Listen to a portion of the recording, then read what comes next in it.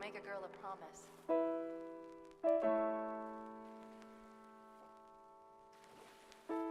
If you know you can't keep it. They let me pick. Did I ever tell you that? Choose whichever Spartan I wanted.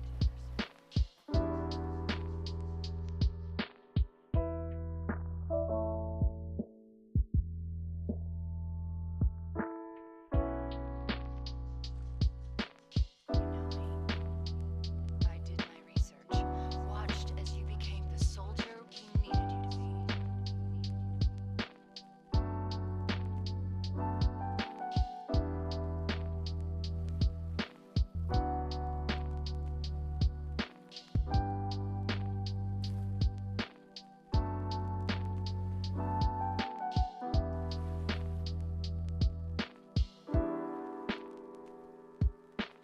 Like the others, you were strong and swift and brave.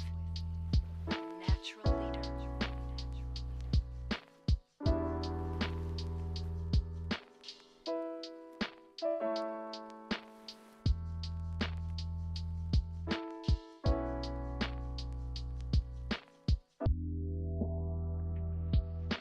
But you had something they didn't. Something no one saw but me.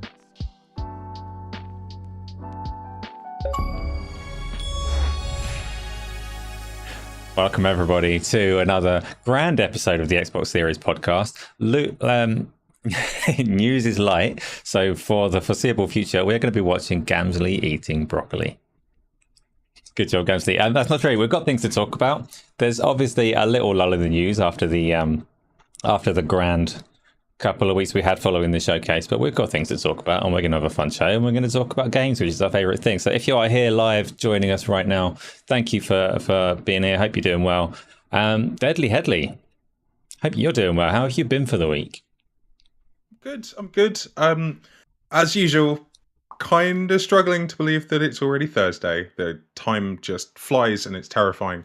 But yeah, I'm doing good. I will keep it very sort of current affairs free, but obviously very excited to be a UK citizen with democracy at the moment.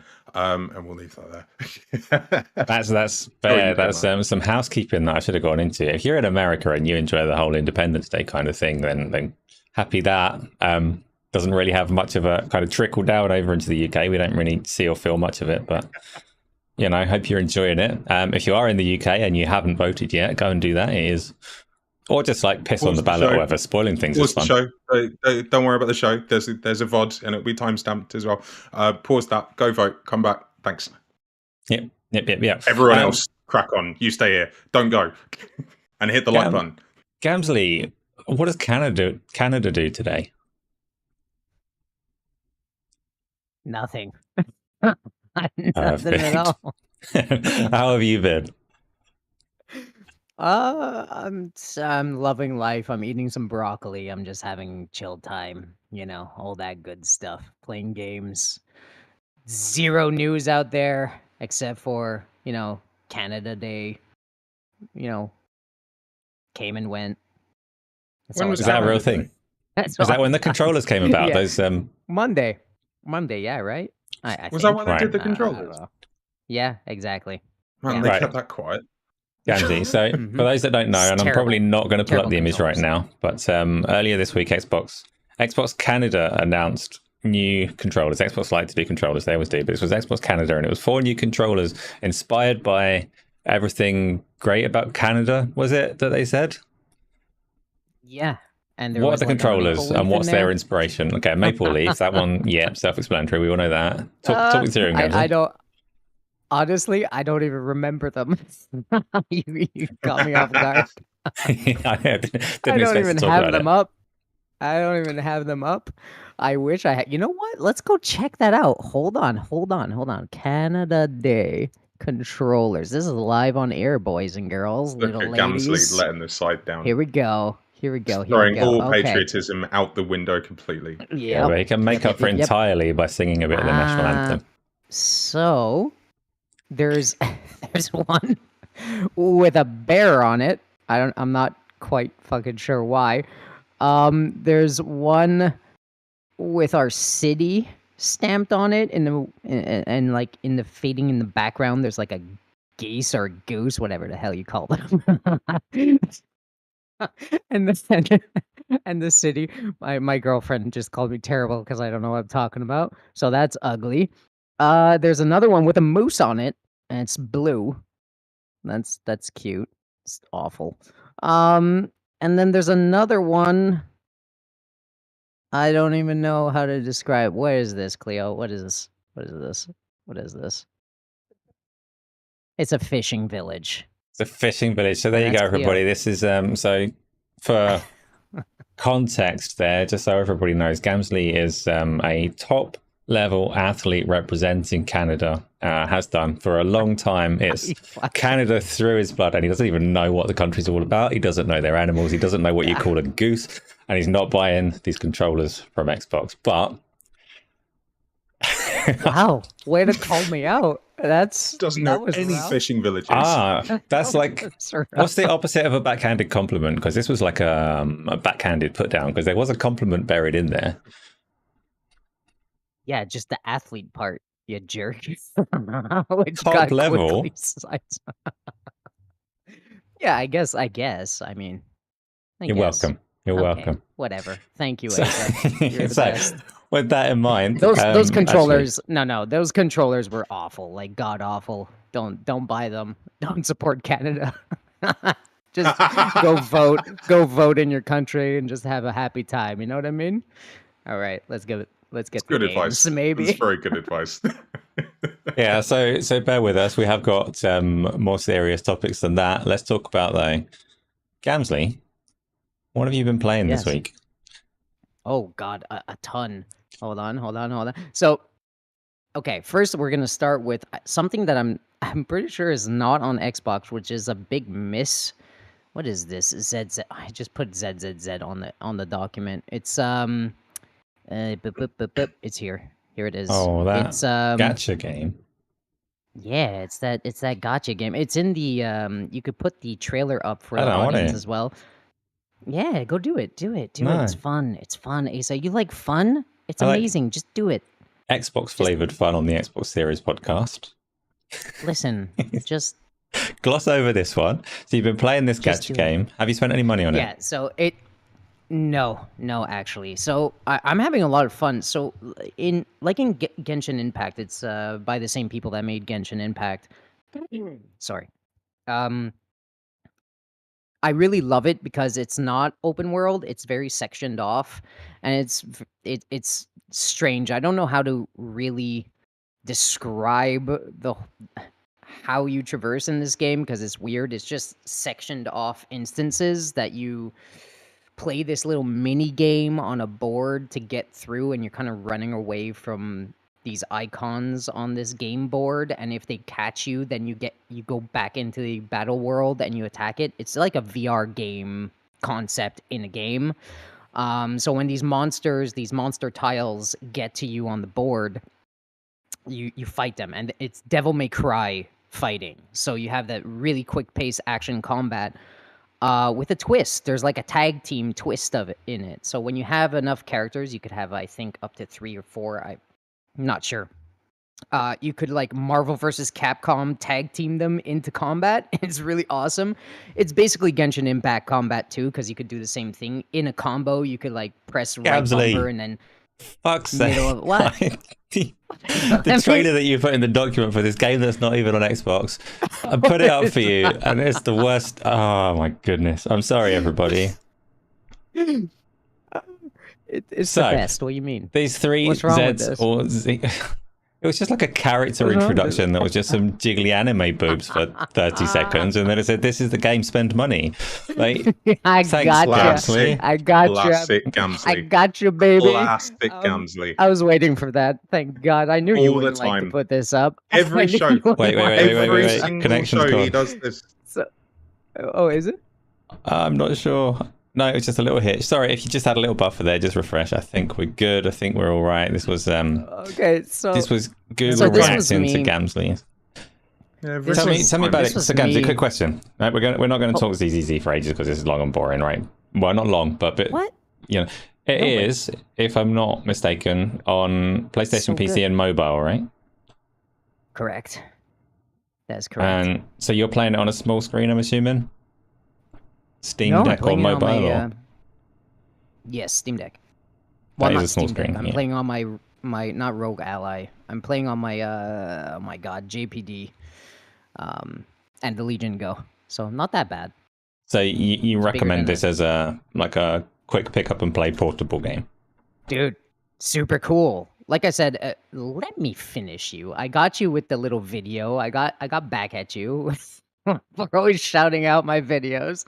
So, the combat is really fluid and fun. Like I said, it's a Genshin Impact kind of game where you are in the middle of a combat combo. I mean, and then you could switch characters out, and you could do this Marvel versus Capcom combo, and it's really awesome. There's a flashy animation to it every time you swap to a character.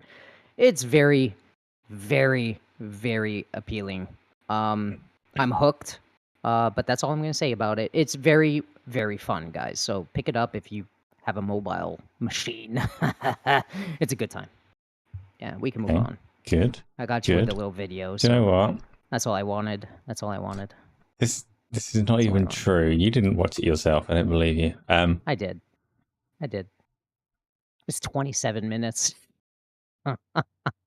No, it was like a few seconds. It was No, it really was brief, not. really short. Yeah, it was. Yeah, you got me. You don't even know what your own trailer is. Right. Deadly Headley. I know What? that you've had a busy week doing various things that aren't necessarily gaming, but I'm going to put the question to you anyway. What have you been playing? So, I said this to the guys in the green room.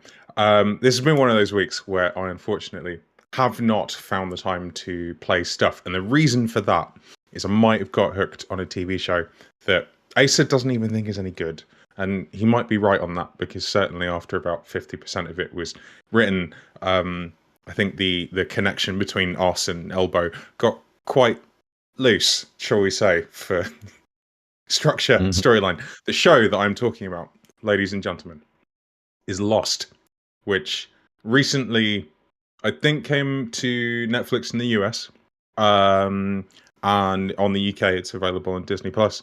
I just thought, you know what, I loved that show, so I got back into it. And all of my free time has been spent binging that, and I haven't played any games.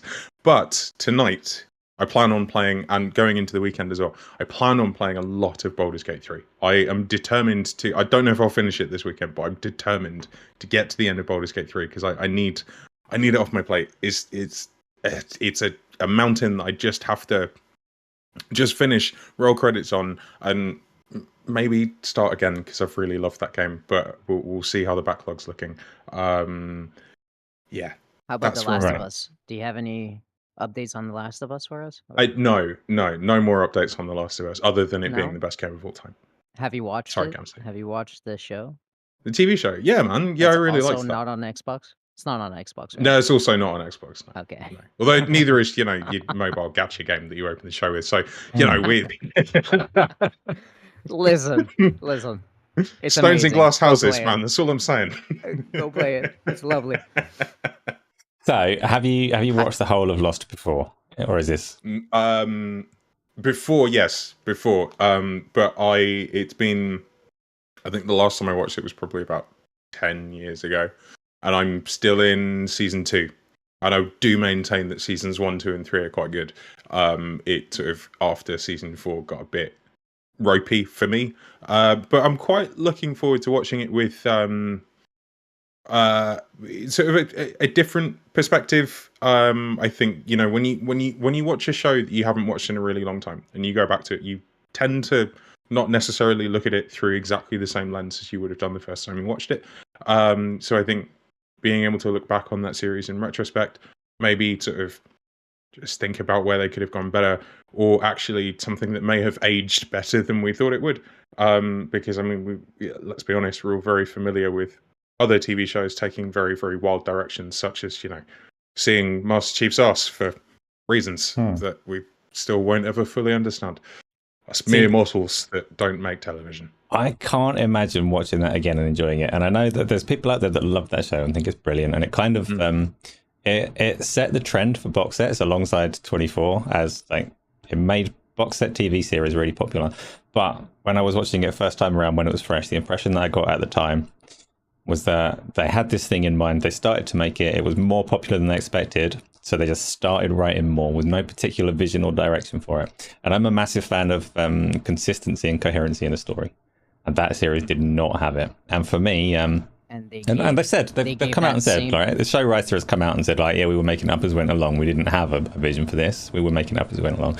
And if you go back and watch it now, and they start having all these like whispers in the trees, and you know how they eventually don't, like, how they take that, what they do with it, and all these other bits and pieces, they'll be worse now, knowing that this is how you're going to explain this away later. It was nonsense at the time, but now it's just irritating, surely, no? And that same guy started and ended the new trilogy of Star Wars. Oh, yeah. Stupid. Yeah, it's the same guy. Stupid. J.J. Abrams, isn't it? Yeah, I can't, man. Anyway, by the way, speaking of stuff we're watching, have you guys watched Acolyte yet? No, like two episodes, I think. Okay, Asa, that's the new Star Wars show, isn't it? Just yeah. Burn all of that to the ground. Just skip to episode 4 and never watch it again. But go to episode 4 and watch episode 4 because it's a good time, my friend. It's a really good time. I think, and I'm gonna boldly say this because I love Star Wars. I don't give a shit what you give me in Star Wars, bad, good, whatever. But you can trust me when I say 4 has probably the top 5, and it's probably, you know, maybe top 3 lightsaber battles of all time. I think it's excellent. Yeah. But yeah, after that, I don't know what the hell they did. But yeah, go do that. Watch you guys that. finished you guys caught up on Halo yet? TV show? No. I think yes, I did eventually get through. Completely caught up on that. Yes, including the end of season 2. Yes. Okay, we're gonna have to get into that at some point because we can. Gamzly. Okay, we've got a couple of spoiler cast episodes that we could do. Then I need to finish Hellblade 2. That's the thing, and Gamzly needs to drag himself through willingly for the Halo TV show. It's not really willing, is it? I can already tell you don't want to do this. I hate that show so much. Listen. Did you watch season 2 yet? I gave season 2 2 episodes. Okay. And I wanted to kick myself in the face. Okay. But what I will give you, Deadly, my sweet boy, my sweet man. It did kind of tickle me in a good way, you know? It kind of patted me on the head and was like, congratulations for that Master Cheeks scene. That one. That did no, not that one. No, that one, no. So the first season, it kind of patted my head, those first 2 episodes, and it was like, congratulations for surviving, you know? Gave me a hug, and then I was like, yes, thank you. And then I just never... Yeah, I didn't like how season 1 ended at all. They basically, minor spoilers, but it's been out for a couple of years. That effectively Zombie Chief. I hated it. I hated that call. And it pissed me off a lot. The ending for season 2, I thought was phenomenal. I really, really enjoyed it. Asa, without going into any spoilers, because I wasn't aware that you had gone through season 2. What were your thoughts coming off the back of that? Do you think it's set itself up for a better season 3, or are you still on the fence? It's arrived in a better place, and it started to explore the side of the Halo lore that I don't particularly enjoy. So this might be slightly more controversial, but I really, really liked in terms of the games. I really loved Halo 1, 2, and 3, and I really loved Reach and ODST.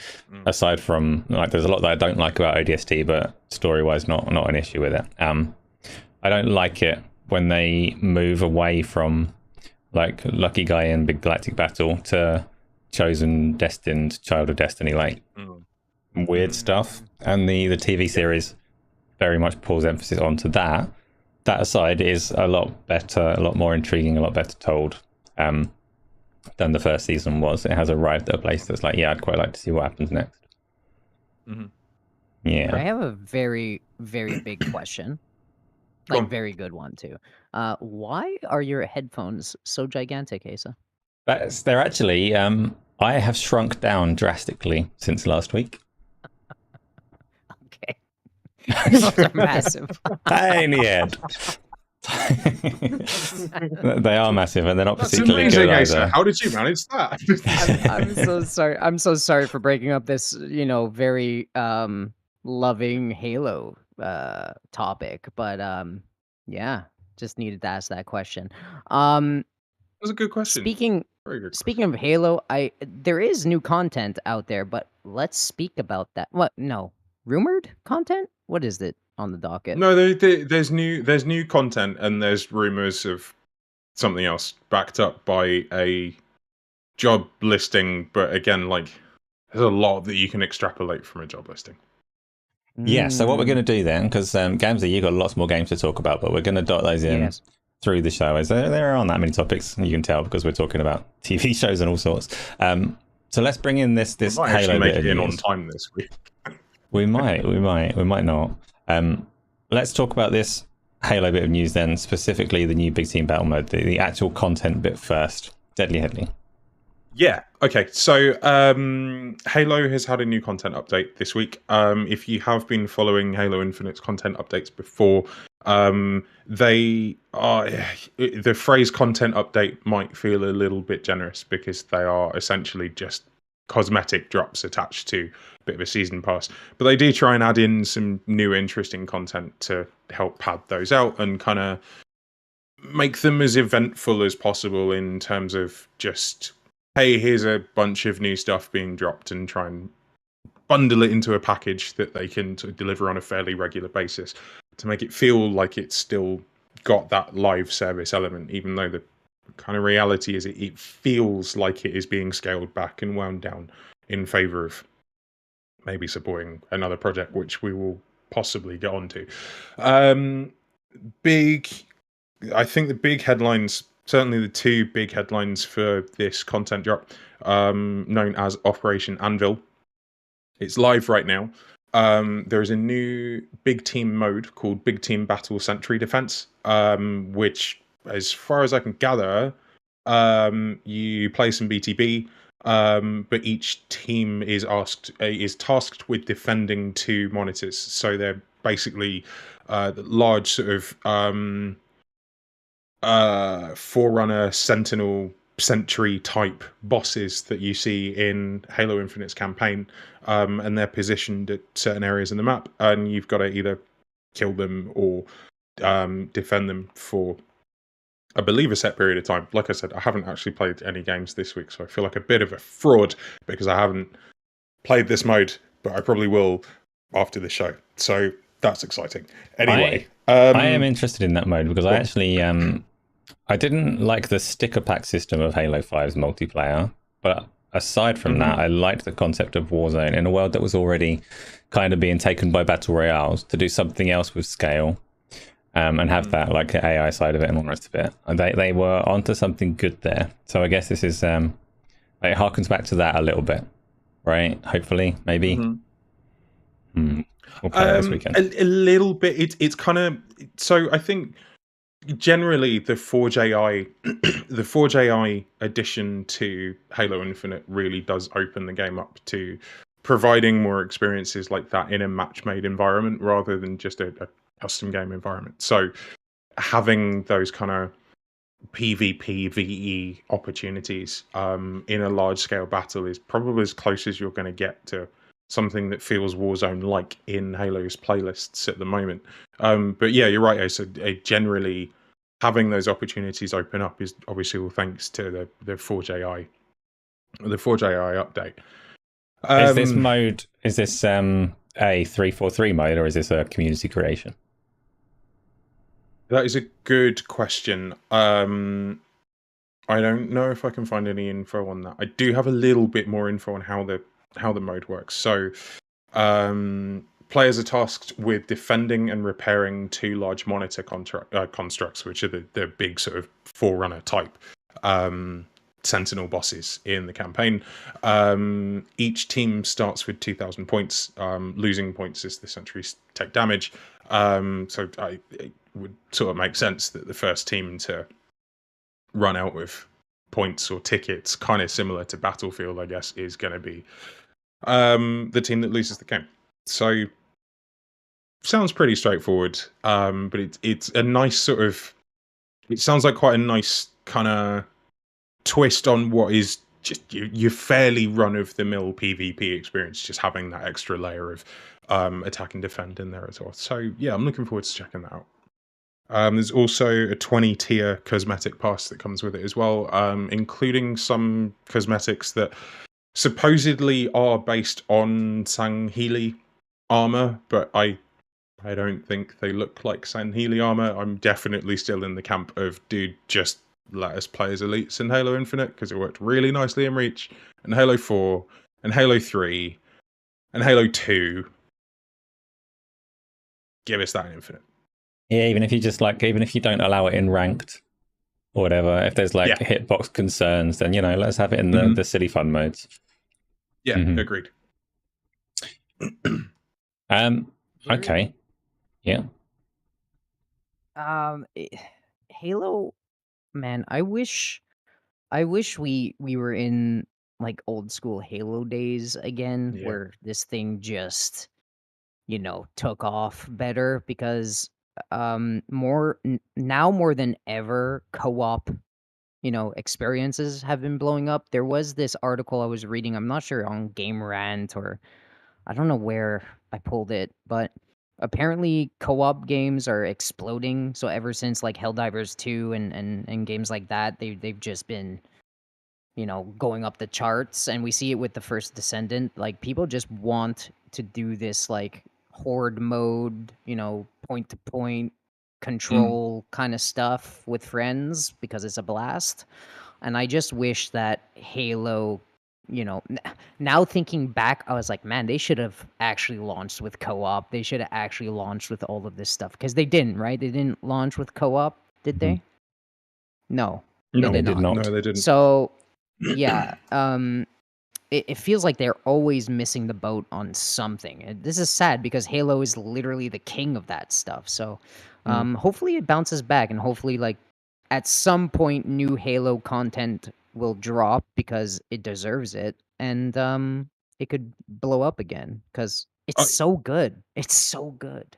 Anyway, I actually think this brings us quite nicely into our next topic, to be fair, being the rumors around Halo 7, the job listing and stuff like that, because I think actually the point that you made in the green room is very much a valid one. Like, it's a rumor, it's a LinkedIn post, it could mean fucking anything. But there are a couple of nuggets that seem to be consistent as far as rumors and information floating around goes. That being it potentially being developed for Unreal Engine 5 instead of the current Slipspace engine that they spent so much time building and working on, and that was really a lot of the development time and cost that went into Halo Infinite. So kind of a pretty big financial hit there for 343 and Microsoft, certainly.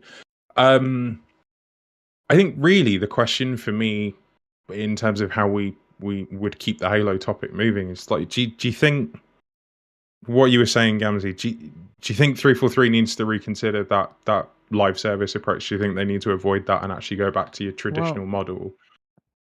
We've seen okay, there's nothing.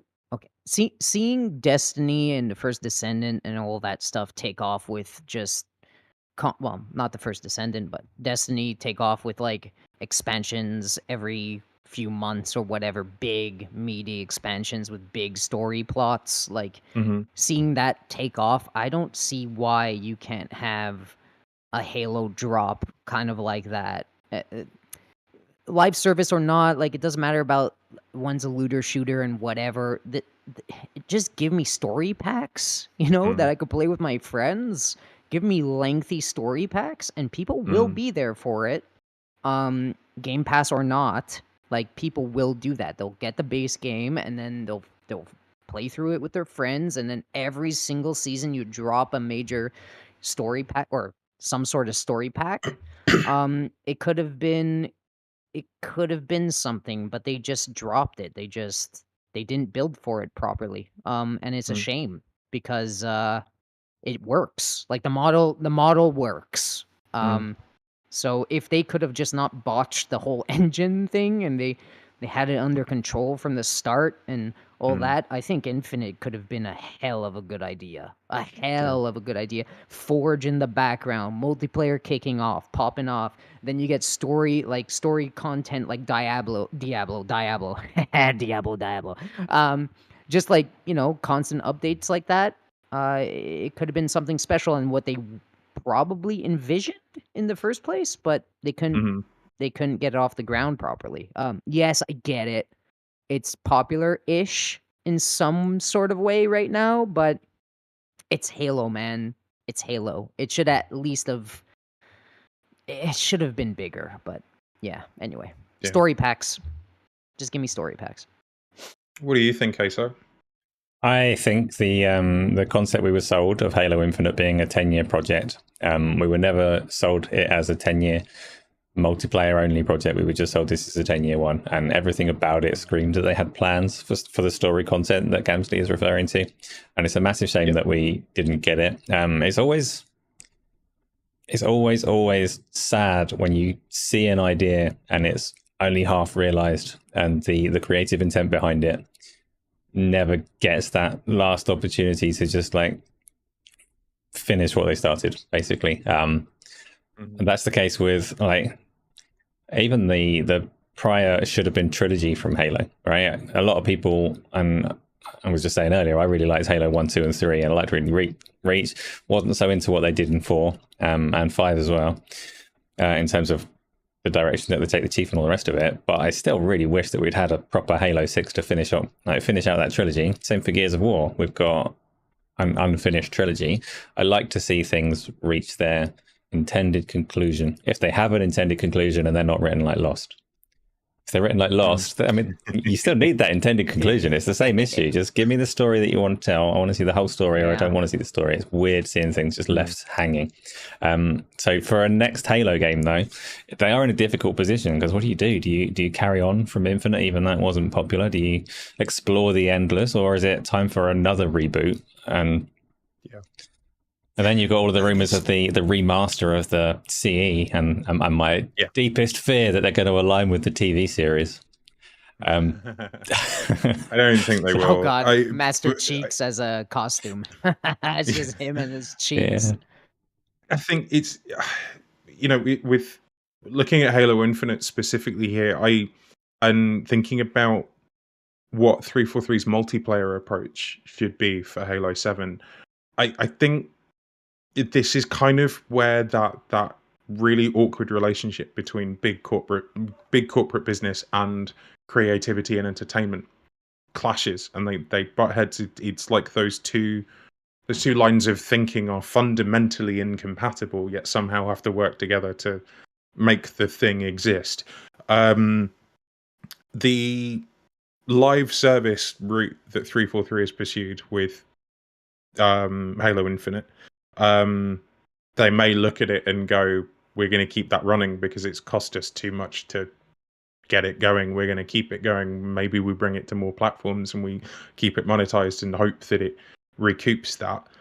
Or I personally would like to see it go back to a more traditional model, but I think I worry that Pandora's box has already been opened with that live service model, and Microsoft will go, fuck it, we're going to roll the dice on that one more time instead of actually just concentrating on making a fully feature complete, well packaged, well presented game, which I don't think that 343 has managed to deliver first time round in its entire premiership.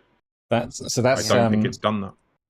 I agree with you in that I would love to see not just Halo, but I would love to see so many multiplayer games take a step back from live service and be like they used to be. I spent so many hours of my life playing Quake 3 Arena, and it wasn't a live service game. But I don't think the market would accept that anymore, because as much as there is the corporate angle of chasing that money and chasing that live service, there is also an expectation among a very large part of the audience that you have infinite progression alongside your infinite fun. You need to keep it moving, keep it current, keep it fresh. You that content turnover seems to be the wheel that makes the engine go round.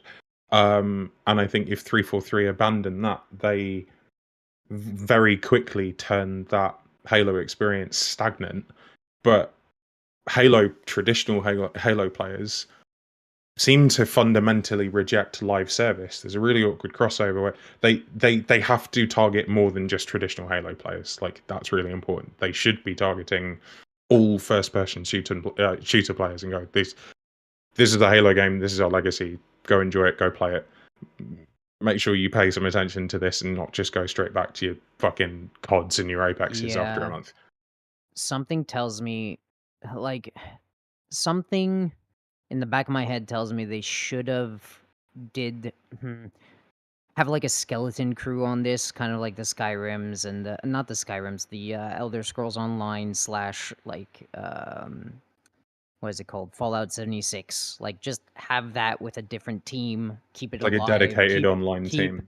Yeah, keep Infinite the way it is and go in hardcore into Unreal 5, right? And just give us the experiences you're talking about. Give us those big Halo games again. But now they shot themselves in the foot because the main goddamn protagonist that we all care about is locked into Halo Infinite. Unless they do some sort of spin and you can get Chief back in that, Halo 6. You could get him in there and off explain Halo Infinite story. Maybe. I don't know how they're going to do that, or maybe just don't even make the next Halo about Chief, But then how do you give the conclusion to the story? Like, they're in a tough spot now. They're really in a pickle right now because they can't keep both alive, right? They have to kill one. So it's either they continue with Infinite the way it is and really drop gigantic updates and keep the name, or they branch off of Infinite and don't use Chief, and that's the hard part. But then you sacrifice Chief's story, which, man, I don't know what to do. I seriously don't know.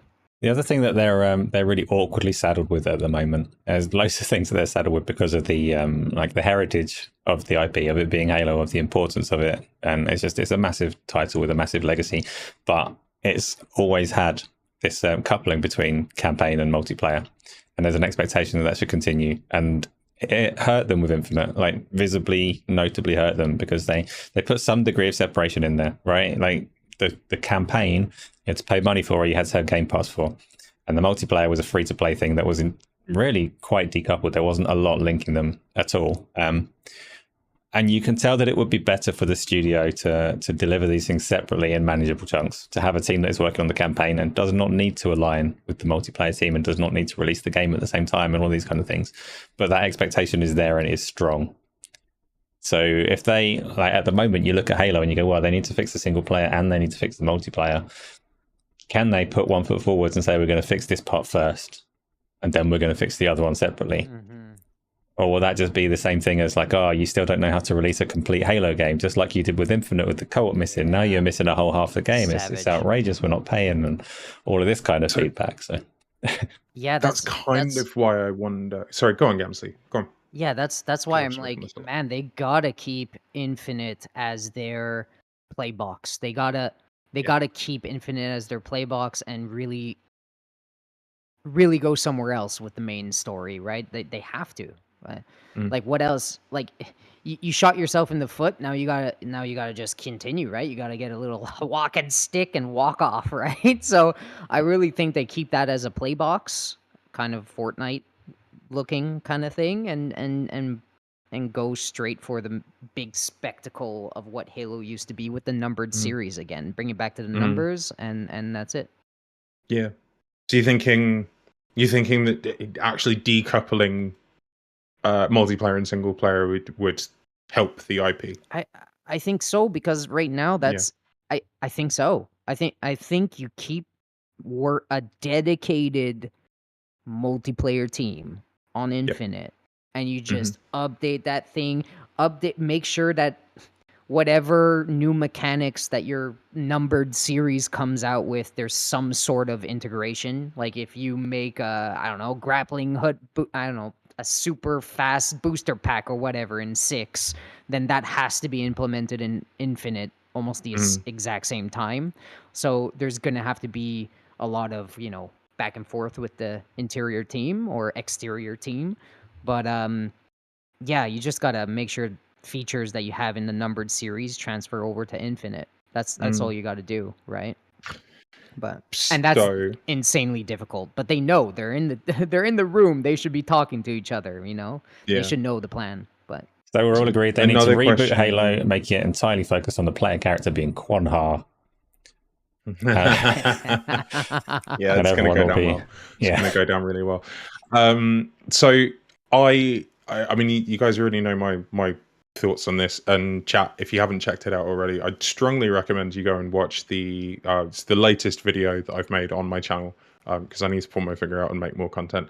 And if you're waiting for more content from me, I'm sorry, I'm just really, really busy.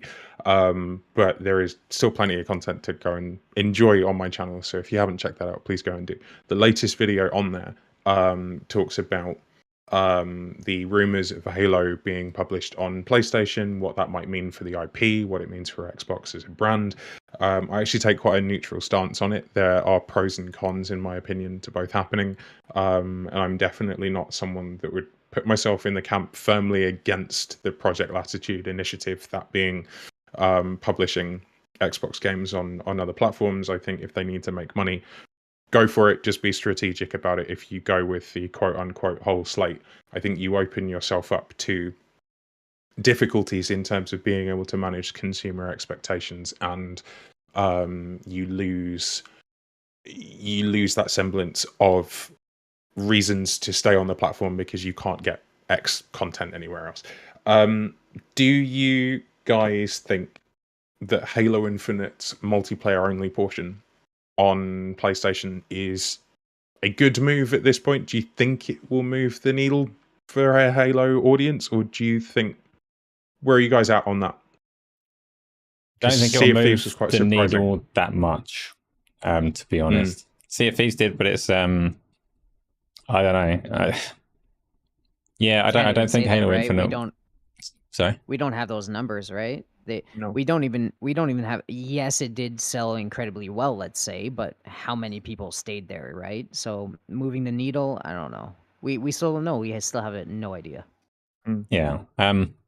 Tell you what I have been playing though, that's managed to, that in theory should have been navigating very similar challenges to Halo, in that it has massive legacy behind it, has walked a line, a history of some multiplayer and some single player. And I've been playing it today. I've been playing as the Grizzly Chief, the Doomslayer. I've been playing Doom 2016. Nice. Yeah, Grizzly Chief, I'm going to call him from now on, because he's, there's the similarities. They got their green space armor, and one's more grizzly. He is Grizzly Chief. He is Grizzly Chief. It's very good. And he's awesome, and the game is awesome, and the multiplayer that launched with it, I had forgotten that there was multiplayer in Doom 2016, because it wasn't very good. But they tried. They tried to take the multiplayer side back to being more of an arena feeling game, kind of like we were talking about. They tried to keep that old feel, less of an emphasis on live service and things. And it flopped. Pretty much nobody touched the multiplayer. Doom Eternal, they had a complete rethink on the multiplayer, and they did their asymmetrical demons versus Slayer thing, which also kind of sucked, right? I'm never a fan of asymmetrical multiplayer anyway, but it wasn't a popular mode despite all of their best efforts. But it's held fast and held strong, and everybody still holds Doom in really high regard. It's revered as a brilliant game because they kept delivering on the campaign, polished the crap out of it, and made sure that bit was so strong every time. So maybe 343 needs to have a little look and go, well, We can mitigate our flaws. We can carry the strength of this IP if we get this one thing really damn good, which Doom is. I love Doom. I know that Twitter polls are obviously far from representative of, or far from representative of, the entire cohort of Halo players, but they can give a really good idea of sort of general fan sentiment. And I think that then obviously kind of gives us a really important insight into what advocates for a specific brand or IP are saying. In large part, content creators like the really big ones like Mint Blitz and Hidden Xperia. Pretty sure I've seen both of them put out polls on their social channels within the last 6 months. Definitely Mint Blitz anyway.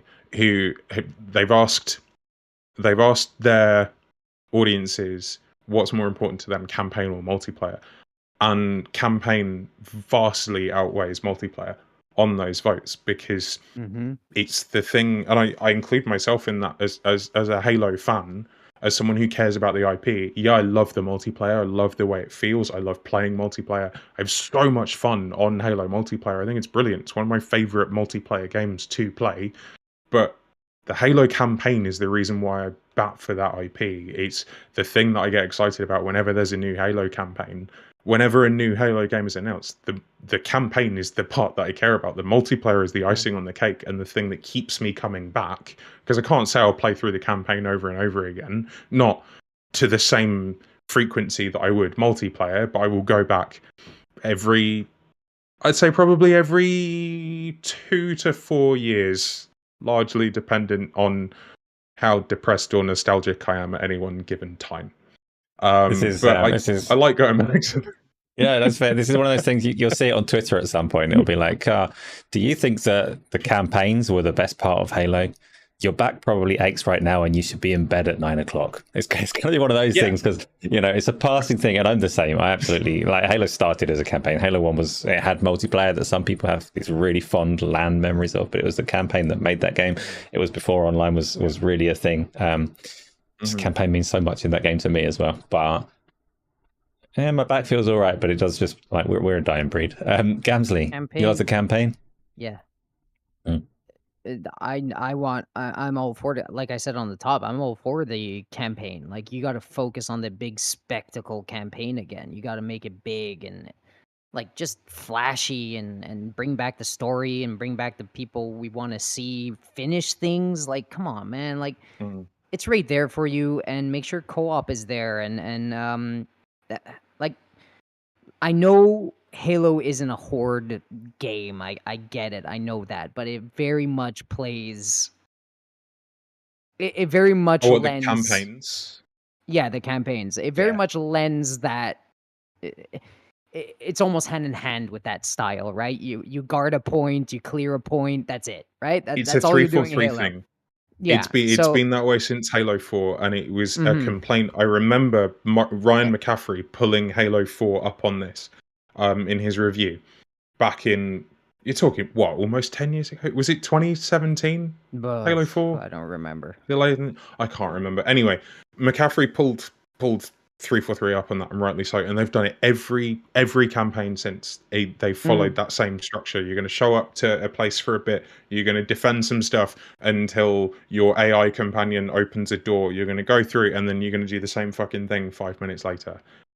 You've mentioned on this show before set pieces, and they have always been a really fundamental and important part of Halo's campaign, and they were just absent from Infinite, weren't they? Look, there's a lot in Infinite that really does lend really well to co-op, right? I mean, it's just fun. I mean, we're not gonna deny that. It's just there was no spectacle. We just keep coming back to they didn't finish anything. They didn't give me a big punch in the face moment. They usually do, even in the worst Halo games, So they just gotta refocus on that. And I get the multiplayer guys, but Halo Infinite multiplayer is fucking amazing. So it will always be amazing. Update features, right? Use that as your live service and really get back to the Halo we want to see, that big experience again. And I think it would lend well to them. But yeah. That's Yeah. all I gotta say on Halo. I think we've smacked it in the face That's enough. plenty. Yeah. So we've let's obviously do. covered Halo a lot. We have, but we all do like it. So, Gamzly, that is just What's up? your weird little mobile gacha game is just one of the things that you've been playing from a long list. Let's talk about the one that's on the thumbnail next, if you don't mind. What, are you calling back to Elden Ring? Is that what you're doing? We forgot how I- to do Stellar it Blade one time. is Stellar Blade, but for Xbox. Has it got the bones? Did the bones stay in, or did they get taken Listen, out? 'Cause- what is you know what? I'm just like, can we ban him? Can we do that? No. can't. That's Okay, fine. so- I'm gonna go and get some water anyway. You talk about Stellar Blade for Xbox. No. So the First Descendant. So this game, Asa, has its hooks in me. Like every time I pick it up, I can't really put it down. It's like crack cocaine. But it also hurts me that I'm doing it because I don't freaking care what's going on. I'm just seeing like pops of colors and like cool fancy outfits, and like they're just hitting my dopamine every step I take, like from the way the sound, like the way the sounds, the guns sound awesome. The abilities are poppy and flashy. The pickup noises, like just the small details of like picking up items and the sounds they make, and this game is engineered to just hit your dopamine. Like it just made for it. So every time I pick it up, I play for like an hour and I don't even know what happened. Like I look at the time, I'm like, what the hell? Why am I even doing this? I was playing it before and Chronic was watching me and he was having a fun time watching. And he was like, "Hey, it doesn't look that bad." I'm telling you guys right now, it is Warframe when it was its worst, right? Warframe was always kind of this, it knew what it was very well, and that's a very fast, quick paced, quick traversal kind of get to point A, point B, loot, get out, right? It did that very well, but it was clunky as hell. Like just the way even your sword, your melee in Warframe was like awful. It didn't feel very good. Targeting was off. It was just clunky, right? And that's exactly how I feel with this game. It's like it knows what it is very, very, very well. But it's so clunky. Like the way you move, the way you target, the way like you when you're firing from the hip, it feels awful. Like I hate firing from the hip, and you really do have to do it often because they really get up in your face. There's swarms of enemies all the time. The melee, dude, I have to stop there and explain. There might be other characters that are actually better for melee. So it's character driven. You could buy characters, kind of like you could buy suits in Warframe that have With specific and different actual money or in-game currency. Yes, So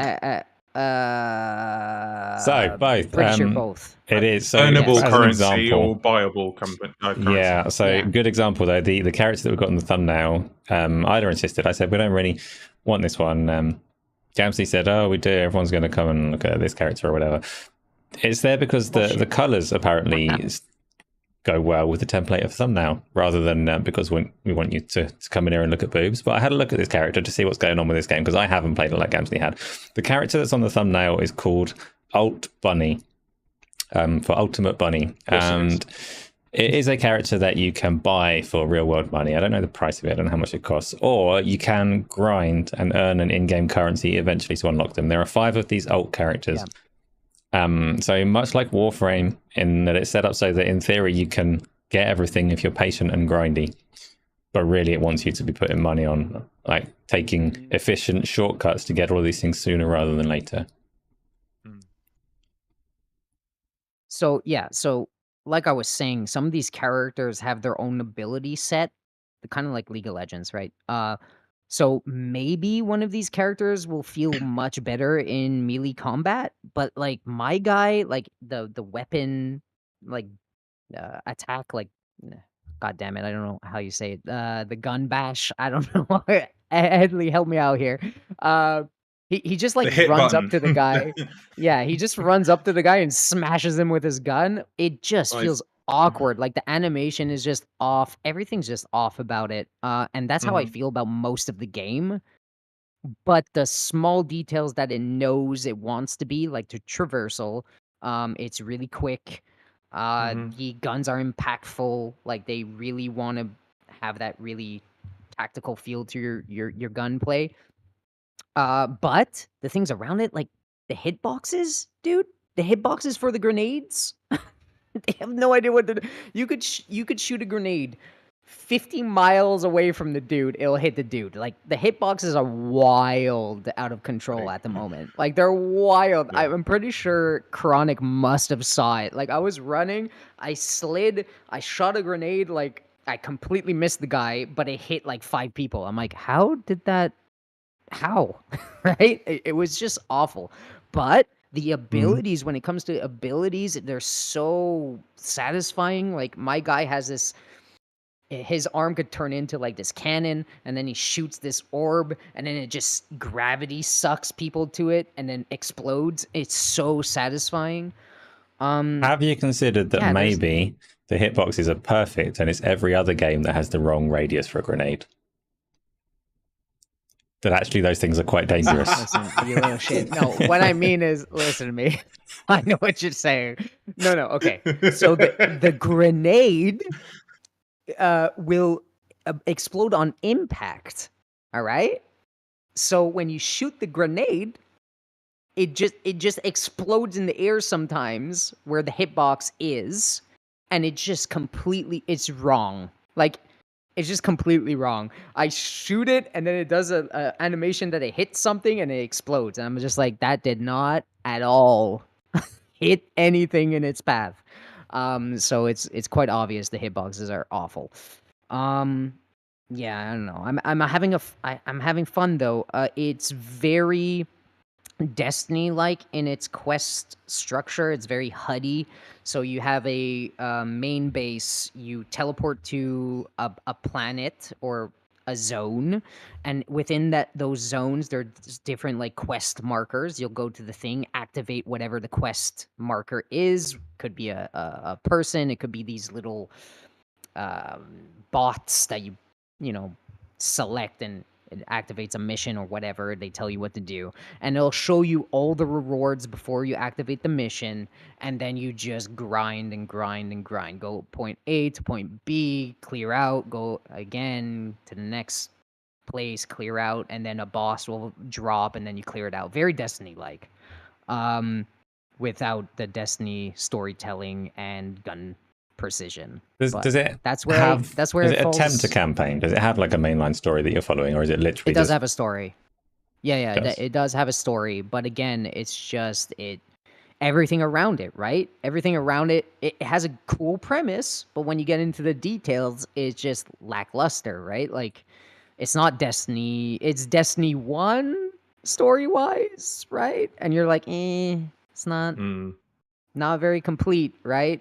And you start looking around that, and you actually just don't care. Like I started caring, and then I was like, okay, there's really nothing here but a dopamine rush. And at first, at a point, I didn't even know I was doing it. I was just skipping everything. I didn't even care what I was Mm. picking up because so much drops, just so much shit drops in this game, Asa. So much. It's just made to get your eyes bleeding with loot.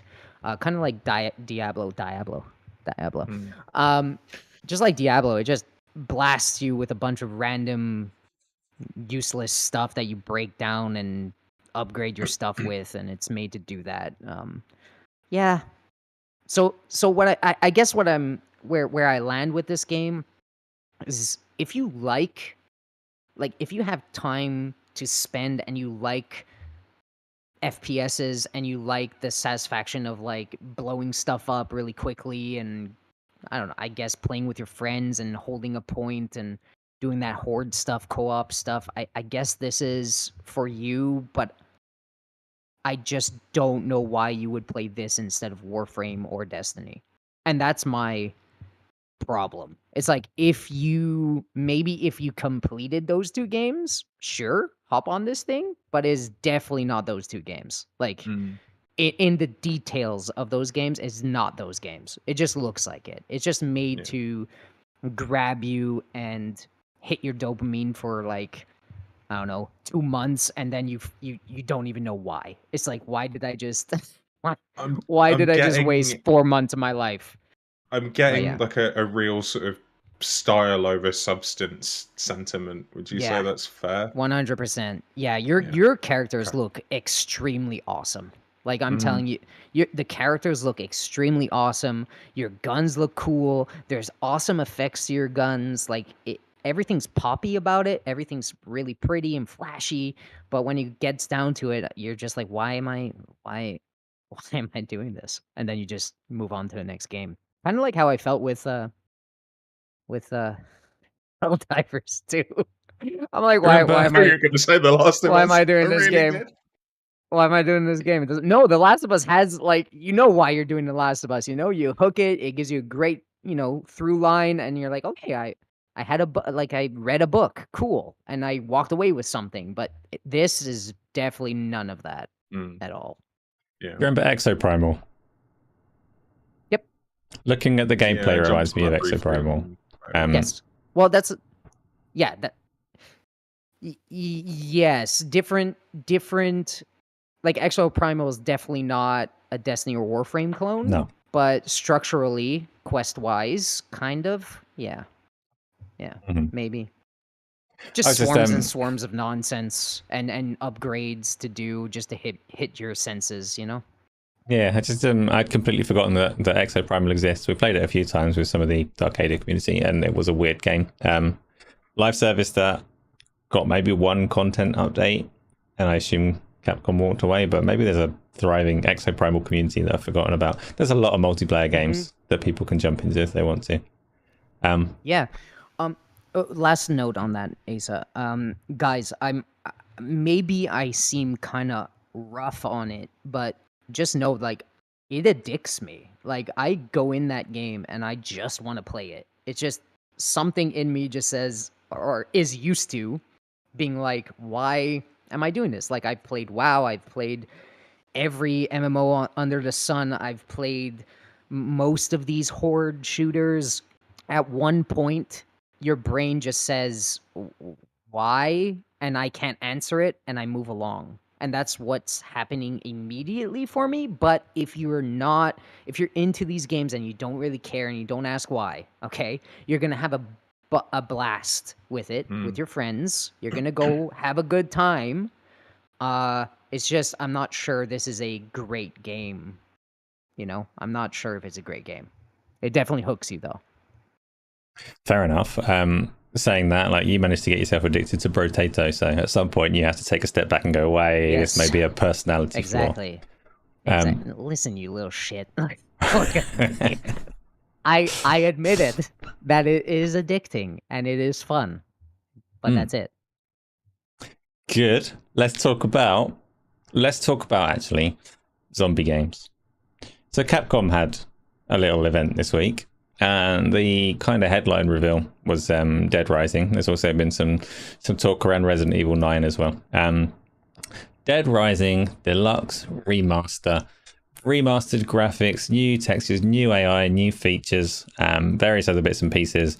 You can pre-order it at the moment on Amazon. It's got a little bit of a feature description on how the game works. And I think it's $50 for you independent US people celebrating your Independence Day. Headley, what do you think of Dead Rising?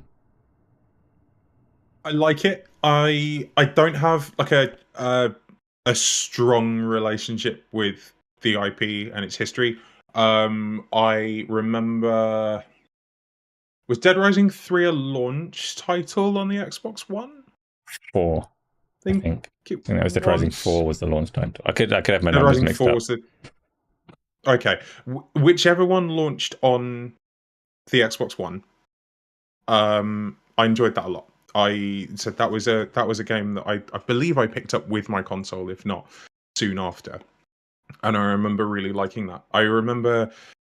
I think probably one of the most divisive features of Dead Rising generally is that it sort of operates under a time limit, basically. So if you're not in a certain area within the game at a certain time, you will miss the event that happens.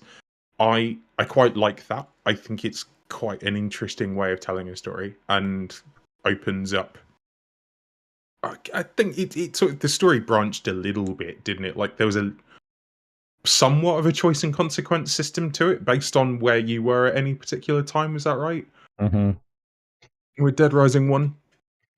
I'm quite excited about this. I think actually one of the things that I really liked about it was how creative you can get with because it's set in a we call them shopping centres in the UK, ladies and gentlemen. Did you know Because that, we Gamzly? don't know how to say mall or we don't say mall. mall. We don't say mall or mal. Can't do it. Can't say mall. It's a mall. Just It's a no, it's not goddamn mall. mall. It's not mall though. It's Just mall. like it's not No, mocha. Gamzly, that's what your Mall. national bears All? do. Your All M. your Canadian Mall. heritage bears do the mauling. Bro, They just can they you just say maul all? things. Say all and spell all. All. Yeah, spell that. Spell it. ALL. Yeah, okay, now spell mall. Your grasp of the English MALL. language is shameful, Okay. Gamzly. There are so many words. Well, never mind. So yeah, so we I know. you basically Dead Rising. You get to fuck around in a shopping center with any shops that are open or can be broken into to pick up pretty much any item and then kill a zombie with it. That in itself is really, really fun. So whenever I picked up Dead Rising, I remember not taking the time limit too seriously or the objectives too seriously. I just remember sort of picking it up and fucking about with it. I'm quite excited about this. I think it's going to be quite fun. I am looking forward to picking it up. It is something that I want to pick up. I have actually been craving Dead Rising again recently. I'm not sure where that craving's come from, but it did come before this was announced. So it's ticked a box that I didn't necessarily expect to be ticked. It's coming out on the 19th of September, so it's not that far away. It is $39.99 for the standard edition in the UK. Which is, I'd say, a little bit more expensive than I thought it would be, considering it's almost 20 years old. But it's had some. It's been remastered twice, essentially, hasn't it? Yeah, I'm on board. I'm looking forward to it. What were your guys' thoughts on Dead Rising? Have you guys played much of it? Gamzly, go. What about Dead Rising? What? Am I getting Okay. called Dead Rising? What was the question? Okay, so Say it you wait again. there, and I'll go first, and then we'll smoothly get you mauling the topic in the way that you do. No. You know so- what? You sit down. I'm going to talk about it, all right? Oh, Asa? okay, Just see? wait. Yeah, that's fine. All right? Dead Rising. Dead Rising. Amazing. Takes place in a mall. Okay, next. Okay, good. So my memory of the first Dead Rising game, I played lots of them, but the one that stood out as the most fun was the first one, because it was more novel back then to have masses and masses of zombies. I remember getting a lawnmower and mowing a lot of zombies, and I remember squeezy bottles of mustard and ketchup, and I remember Frank West not being very funny or very well written. So my thing with the remake, remaster, reboot, whatever they're calling it, it's a remake, isn't it? Is I don't know why, because the thing that made it endearing was just that you had a lot of opportunity to be creative in a shopping center, making weapons and mowing down hordes of zombies, and it was light and it was colorful and it was fun. The character was terrible, so I don't know why. I mean, it's cheap. I'm not complaining, really. I'm not complaining. I can't, I really cannot remember for the life of me if I ever played through to the finish of the game, because I have no memory of it. I know that you had these like psycho characters. I did. I did, and I have no idea what the hell happened. I was just having a blast murdering things. That's all I. That's the one that was kind of marketing how much zombies could be on screen, right? Yeah. And it was a lot. Was that Dead Rising 3 that was the launch that's title on 3. the All of them. Xbox All of them One. marketed on Xbox that. One? Yeah. The first one marketed the same concept though. Like, look how many we can do on screen at once. Yeah, and there was like achievements. 500 zombies. Achievements for killing like the entire population's number of whatever. Yeah, it was. It just hit me. It hit me so well. Like, I was just in the mood for that type of game at that moment, and I was just having a blast. And the achievements really did know how to hook you on that. Like, they just popped every 3 seconds, and it was just hit again, a dopamine hit. But it was so fun. It was really fun, and I have no idea what the hell it was about. I was just dressing up as an old granny, making like spike bats and blowing stuff up. That's all I was doing in that game. But really fun, and I'm gonna play all of this, honestly. It was a good time. Dead Rising really is one of those games that you can just pick up and play and have fun with. I think it's obviously gonna be really enjoyable if you have like, you know, if you put the time into your save, you try and progress through that. But like I said, my experience of Dead Rising was not taking it seriously at all, just picking it up and just going on a spree in a shopping center because I could. So yeah, I'm looking forward to it. I think it's gonna be cool. Yeah, when I say that I never actually progressed it and got to the end of it, as far as I know, or maybe I did, I really can't remember, but I don't consider that a flaw, because sometimes when you get a sandbox and the appeal is the sandbox, which was very much the case with that game, that's fine. Yes. That's entertainment in and of itself. So whether a remade Dead Rising 1 is going to present a better sandbox experience than any of the sequels is an open question. Like, to what extent are you revamping the gameplay? Because obviously you've revamped the gameplay 4 times over. Yeah, I like herds. Zombies come in herds, don't they? They're like cows. Yeah, they do. I like herds of zombies. Let's talk about the other zombie game that Capcom has. No, Gamzly, it's the English pronunciation. It's not. Herds? Can we give a quick shout out for our new channel member before we carry on with it? We certainly can. We have a new channel member. It's the first for a little while. Very welcome. Thank you for joining us, Baron Hayes. If you are a Discord user, then our Discord is well worth joining. Get yourself in there. Link your YouTube to it. There's always chats going on. There's people playing games in the streaming lounge. Get involved and have some fun there. Or if you don't use Discord, that's fine too. But much appreciate. Get ready. You join the community. Get ready on that. By me, all the time, 24/7. I'm afraid so. To play games, huh? Yeah.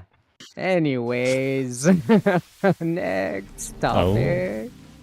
We have a massively glitzy pop-up as well, because I just used her 12-month milestone chat. She's become a glistering badger. New badge on YouTube. Yeah, there's lots of things. So thank you very much again. As always, Isla, not just for being a member, but all the other things you do to moderate and support and help and so forth. Right, what is next, Gamzly? Asa. Oh yeah. Stuff. Well, we've still. You didn't even put up the First Descendant gameplay. That's awful. Yes, I did. You know what? Gamzly. I'm gonna delete this. No, I'm kidding. Did you? I did. You're lying to me. You're lying. I didn't see it. So why don't we talk about some ABK stuff? Should we do that? Should we get into like the Crash Bandicoot might be coming to Game Pass? Isn't that fun? So, question Asa for you. loves that game. I do, and you'll know the answer if you've been on our Discord. So, Crash Bandicoot Insane Trilogy is rumored to be dropping as possibly the first, possibly not the first, depends who you follow. But one of the first games that ABK are going to be dropping into Game Pass. Ignore Diablo 4 for a minute, right? It's coming soon, coming in August. How many games does that count as? Multiple choice question. Crash Bandicoot Insane Trilogy. Is that no games, 1 game, or 3 games? 3 games. It's 3 games, but I'm suspicious. It's no games because Crash Bandicoot is terrible and nobody should play it. So there it is. I was tempted not to put that in there among the choices for you. That was going to be the trick of the question. Clip this. I'm going to clip it. I don't care. Do it. Gamzly, tell me about Crash Bandicoot Insane Trilogy. For those that don't know, the rumours going around are that the ABK games, They acquired them. The deal closed end of last year. It's been a little while for things to drop. We've had Diablo 4, but now we're going to start seeing more games trickling into the service one at a time. Starting with, I think it. I don't know where the first leak came from to say that it was going to be the Insane Trilogy first. I know that Jez Corden has said that there might be something coming slightly sooner in July as well. But we're going to get the trickle in. We're going to get these games. Trying to pull an article up. I'm just trying to pull an article up because the one that we've got linked in the doc isn't right. I know Spyro was on that list. The Spyro trilogy, I think, which I'm quite excited for. Because I haven't actually played that. Because it's the better game. Yeah, I've got I remember I had really fond memories of playing Spyro 1 on the PS1. But it feels so long ago now. And obviously I think I kind of just I never bothered going back to it when it first came out. And I didn't think about picking it up or paying money for it. It's one of those things where if it makes its way into my library, I'm gonna have a go because it sounds quite fun. I think what else have we got? So the original report came from a leaker called Ecstasis, spelled EXTAS1S, on a site called Exputer Forums. The Crash Bandicoot Insane Trilogy is coming. Apparently, along with, and again, this is all rumored for now, but the Crash Bandicoot Insane Trilogy, Tony Hawk 1 and 2 remake, which sounds cool. Because I think I might have picked that up on PS Plus. But yeah, I'd definitely grab it on Game Pass as well. And the Spyro Reignited Trilogy, which is the one that I'd actually be most keen to play. If they're coming in August, we could assume that this drop may happen during Gamescom, because I think from a marketing perspective that would make a lot of sense. Yeah, okay. First off, how the heck do you put chats up? Can you put a poll up in chat? Could we do that? Do we have the power to do that? I don't even know. We have the power to do polls. Yes. You should listen to me. All right. Let's settle this for once and for all. Spyro in the chat. Spyro or Crash Bandicoot? Which one would you kill and destroy, and which one would you play? Let's do that and get the chat involved with it. I really don't care that much about Crash. I hate Crash so much. I hate it so much. I just pretend to like it because it's coming to Game Pass, and we're Xbox guys. No, I'm kidding. That's not why. I want more mascots. I want more mascots in gaming in general. I love mascots. I love that the other side, the two other platforms are trying. Well, one has the biggest mascot in the world, and one is trying to make a big mascot in Astrobot. So I like that era. I love that era of gaming. So if Microsoft could somehow get their foot in the door and put a team on actually making new games of these big iconic characters, preferably Spyro, please, Spyro. I'm all for it. So yeah, cool that this might be coming.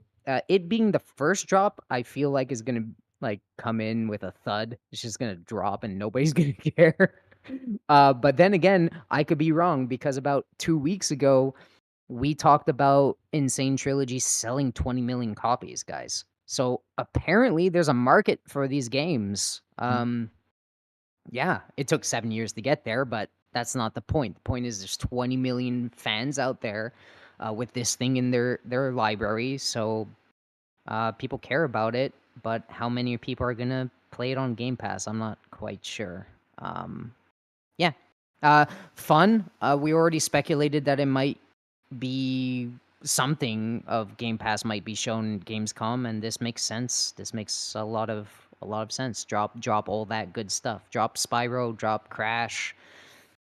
Give me some Transformers. We have an actual Transformers game in the topics list that I put in today that hopefully we get to. But yeah, give me some licensed stuff that we think is dead. That would maybe pop more. Yeah, I'm excited. I'm gonna replay these games because I don't really have fond memories of them, but I'm not sure if it was just a stage in my life that I didn't care, or these are actually just bad games. Asa, you know they're bad games. Wait. You know they're terrible. Wait, I'm reading your That's why. Transformers one. An arcade robot racing game with roguelike Yeah. combat. We'll come back to that in a minute because Yeah. that sounds more interesting than I That sounds expected. bro. Doesn't When I get saw it in the that. document and it was from you, I just assumed it would be like some mobile game or something. But actually, no, Listen, we'll come back to it. listen, you little shit. I hate you. I hate you so much. Listen, okay. What do I have to do for Microsoft to just give me a new Spyro? Oh, We're not that's allowed to easy. talk about that on the Toys for podcast. Bob. Oh, we're not allowed to say Toys that for on the Bob. podcast, Gamzly. Yeah, I know. Well, there's that too. But also, I stop can't even. tagging Phil have Spencer in the your hands. tweets. He's busy. I don't even have the hands. I don't even have the hands. Listen, you shut up, Asa. Anyway. That's the point. Oh, speaking of hands, do you want to segue into that awful accessibility topic this week? Okay. wanna You go know on? what? Okay, I'll say one short thing about it. You say alright? a piece on that, man, because we. Okay. Yeah. Okay. Isla just- has just said, "Can we not?" So let's make it really short. Isla, I'm sorry. Look, okay.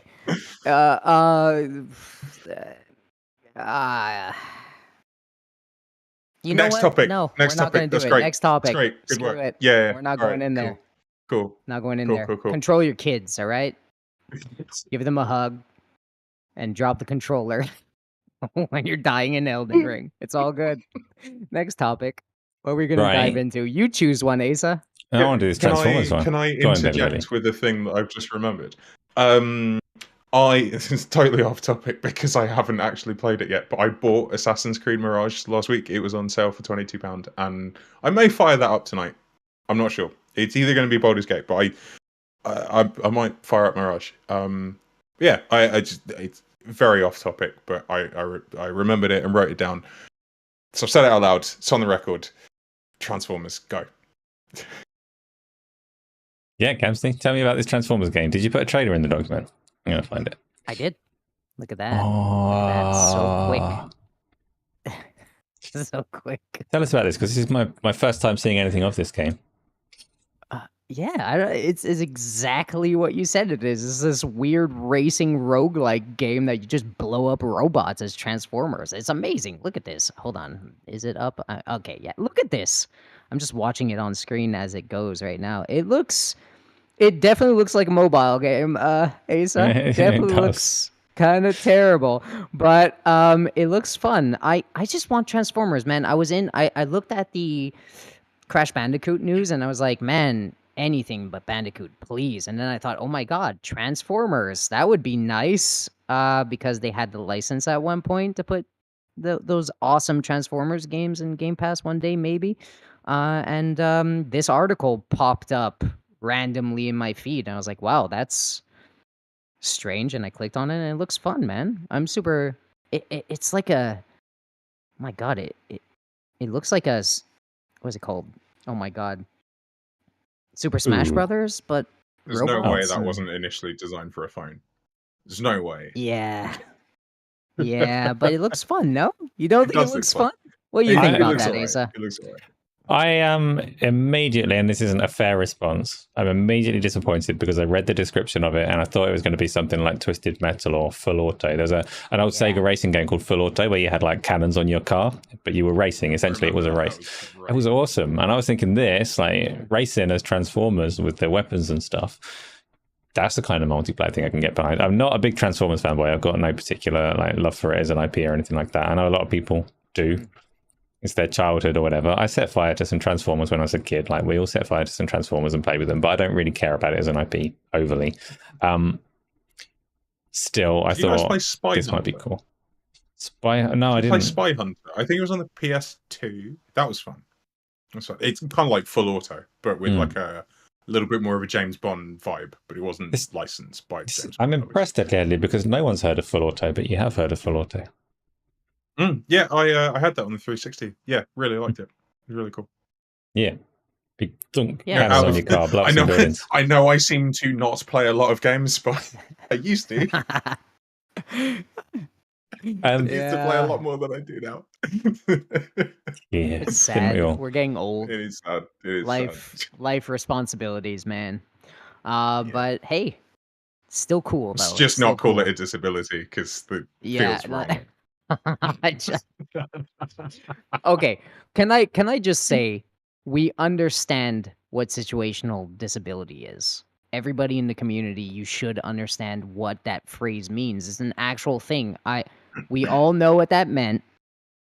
It's just getting pushback because I think it's a very eye roll thing. Even in scenarios that you're using it, people do eye roll on it. I'm very certain. If you look at that phrase face value and you don't have any context to it and you look at it, you go, and then when she says the thing, right? An example that she wasn't really saying what people are saying, but she gives a perfect example of it, and it just comes out really It's just It's also That's all. she It's was just making and that Alana Pierce was making the point that it's an industry label. That doesn't Yes. necessarily mean she agrees with the terminology of that Correct. industry label. We kind of just have to acknowledge that it exists, and if you want to say that it sounds a bit fucking And stupid and Does that- disingenuous, 'cause really it every, does. everybody Yeah, Just go ahead. really quickly, Gamzly, because I do want like your perspective is obviously different to a lot of people's on this. So Alana Pierce was saying she talks about situational disabilities and the example of having children, and a lot of people made this leap that she was saying that children are a disability, right? Which is not what was being said at all. But the framing and the language used, for me, doesn't mean a lot. But disability in general is a loaded term, and I know Gamzly, you've described yourself as disabled before, right? And you acknowledged at the time that a lot of people don't like the term, but you're comfortable with it. So actually, I think that your take on it has a lot of value because your perspective is different to ours. So what did you think when you saw it? Like, is anybody a villain in this? No, look, guys, stop attack. Like, if somebody's attacking, stop. Like, she doesn't. It's a thing, right? It's just a thing. It's correct. The phrasing is correct. Everything about it is correct. It's just what you said. Disability and disabilities to the public, front facing, like just some random person reading the thing. It's gonna hit really strangely because there's so much behind it. It's such a broad term and a broad thing that in public is used to describe people that are, not situationally. So even if you put situationally in the phrase and in the term, okay, it's gonna get ignored, and that's what's happening, right? That's what's happening right now. You see situationally, and then you see disabled. You're just like, you disregard it entirely. Your eyes roll back in your skull, and you're like, this can't be a freaking thing. This is awkward. This is weird. Blah blah blah blah blah. And you're right to kind of feel that way. There's other words. Here's my thing. There's other words that could describe the same thing. That aren't as loaded, but you miss a lot of the force and power behind the word. So if you are trying to push for the thing in these areas, in the background, you might again, it's official terminology and industry terminology and phrasing, and that's the really important In a lot of context that places. people are either willfully ignoring or genuinely missing or misinterpreting.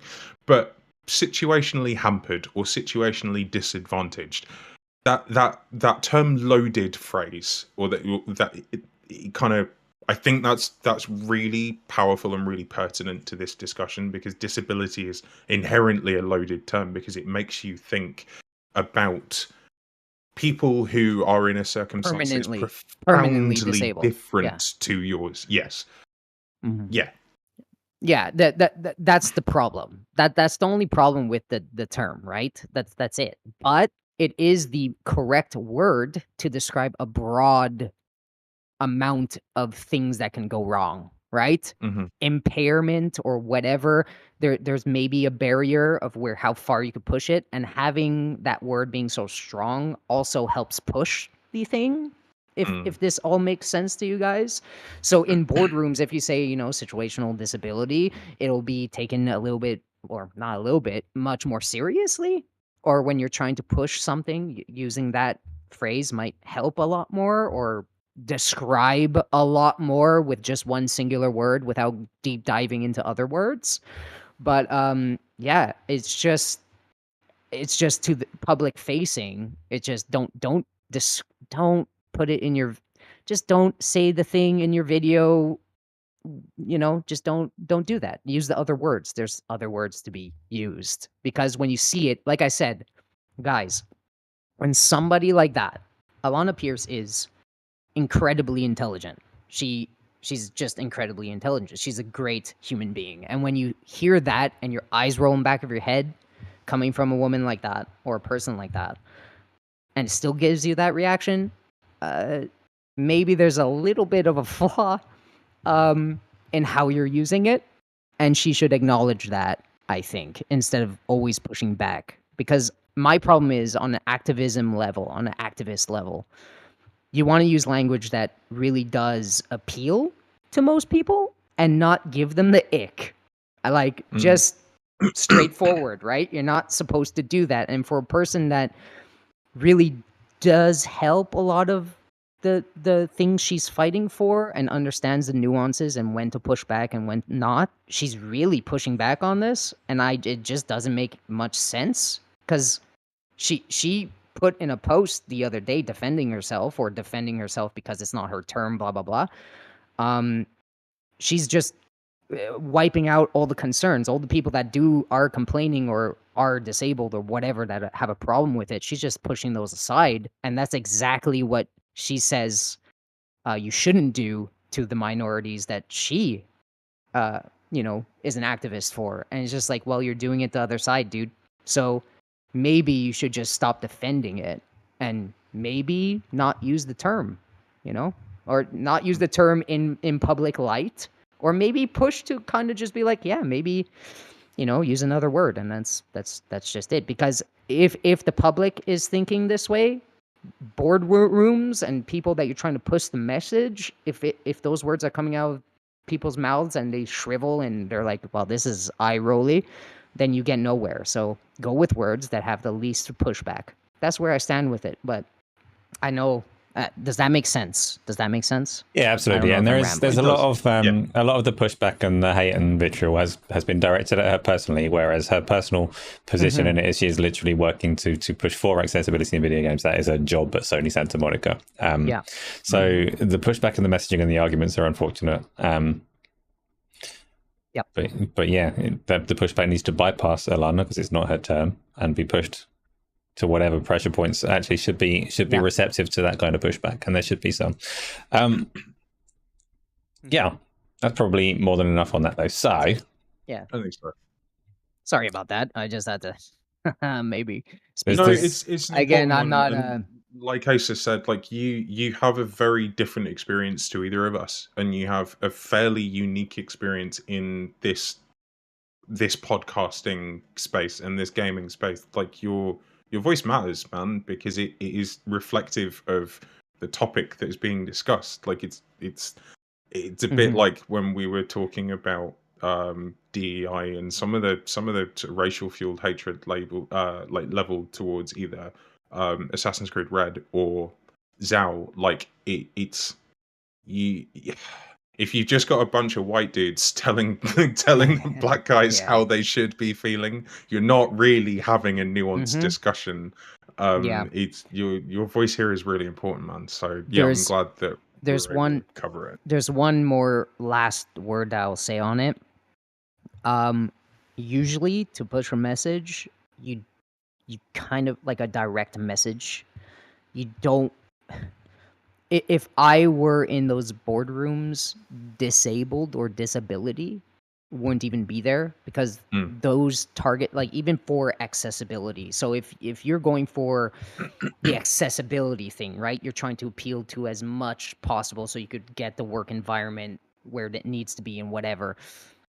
Usually targeting is, like, to me, you want to bracket certain things off, and I feel like this word should be bracketed off a little bit more to what they're trying to use it for, because physical, like, permanent disabilities are very much different in big ways than situational disabilities. So that's Mhm. why I think they should just bracket that word away and used use two terms, float the disabilities where they're supposed to be floated and go with impairment with the rest, or challenged or whatever with the rest of the situational stuff, because I think disability to a lot of people that are permanent need completely different accessibility needs. And I get they need to push it, but that's just I'll drop it there and let's just move on. That's from one that. final I thing. think it's You're a really absolutely good way around right. it now.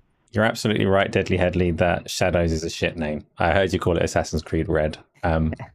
So yeah, you're right. You're Yeah, right. sorry, I forgot it got renamed. So These that's code fine. names. Right, the two of you. I think we're probably ready to go on the questions, especially I think you had to go fairly sharp today, didn't you, Gamzly, which is fine. Were there any more things in the document that you wanted to cover before we do? Hell yeah. Let's do a rapid fire session here. We touched up on Transformers. We did that. We did everything. No. The only thing that we've Helldivers missed 2. No, I'm kidding. actually is the only thing that we have missed off the dock itself is Journey to the Savage Planet, which is yeah. coming to Game Pass. I don't know yeah. much about it. Yeah, so I'll go with that. I'll complete some of the stuff that I've played as a rapid fire topic as well. So Journey to the Savage Planet. This was a Stadia exclusive at one point, and the studio doesn't exist. I'm pretty sure they switched kind of names. When Stadia shut down, they kind of let them go and do their thing, and they renamed themselves and released this game. This is quite a gem. It's just this little platformer adventure game, and that you're this dude from Earth that crash landed on this weird, strange planet, and you're trying to colonize. You're trying to morph this into a livable situation for Earthlings. Very humoristic, like it's very funny and fun. You essentially just upgrade your weapons and your scanners, very No Man's Sky like, but not not at all survival. It's just, you have a scan gun, you have a resource thing that you could mine stuff with, and you have a pistol. It's action heavy, and you can just go around and check what's going on with this planet. There's mysteries on this planet, and you start discovering it, and it's just fun. It's this fun little adventure through a planet you're not familiar with. I'm having fun with it. I'm playing it mostly on cloud, so I'm cloud streaming to my JPD Win Mini 4.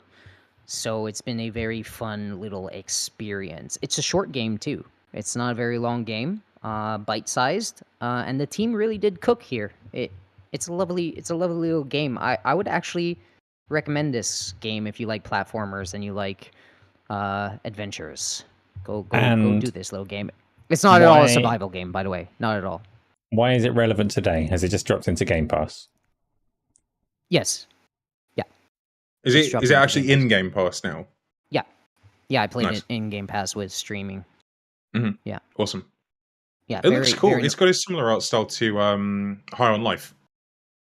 Yes. It's very quirky too. It's not as grotesque humor as that, but it's a nice little game. Yeah, it looks really go cool. check that out. Jump in there. So we're good on that. Any questions? What's its length like? Like average? Around 10, 11 hours. Okay. I'd guess. I think. Cool. Yeah. I'm up for this. This looks fun. Yeah, this came out a long time ago, but you should play it. Okay. Cool.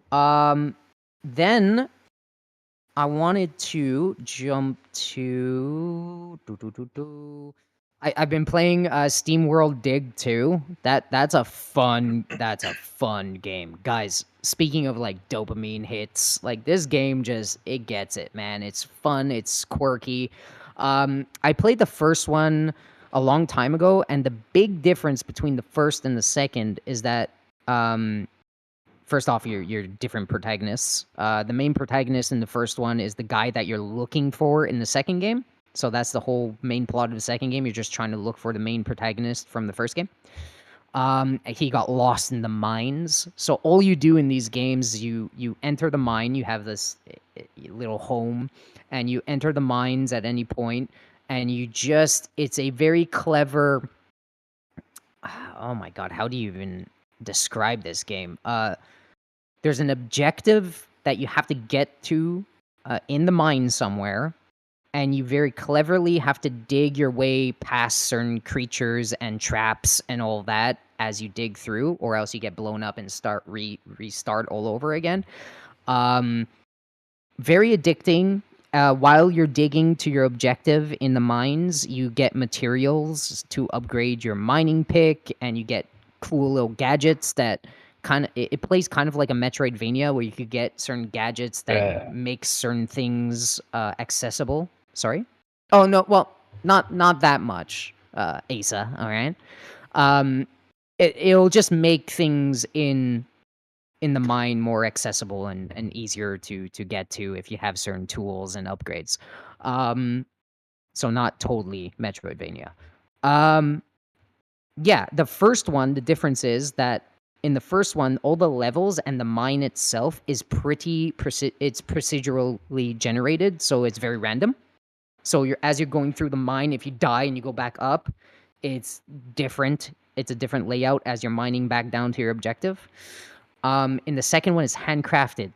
So everything, even the secret mines you get to, like secret entrances within the mine that you're exploring, are all handcrafted. And it's very well done. There's boss fights, there's storylines. It's a whole thing. It's a fun game. The gameplay loop is really, really extraordinary here. So if you haven't played this, it's in Game Pass as well, 1 and 2. So go jump in on that. It's great. I would guess it's a great cloud game as well, because there's not so much reaction time needed for this game. It's just your brain and little puzzles and easy enemies that you want to avoid and all that stuff. Right. All right, makes sense? Does make sense. We're going to do our first question because it's already up and ready for us. Are you ready? Abdel. Let's go. Community questions time. Oh, yes. Love the community questions. Thank you for submitting them, people that do that. Can't be Elden Ring's final DLC boss. Woke up this morning and they nerfed perfume bottles. Any idea for good cheese method to beat this hoodlum? Did you get through the DLC? Gamzly, if you tried it, you haven't. No, Abdel, I could not give you any kind of method for that boss. I've not even started the DLC, not even finished the main game yet. So I would recommend you use the dodge. I think that's cheating myself. Makes you literally invincible for that little bit of time. So, if you're not already dodging, then get some of that in there. I don't know.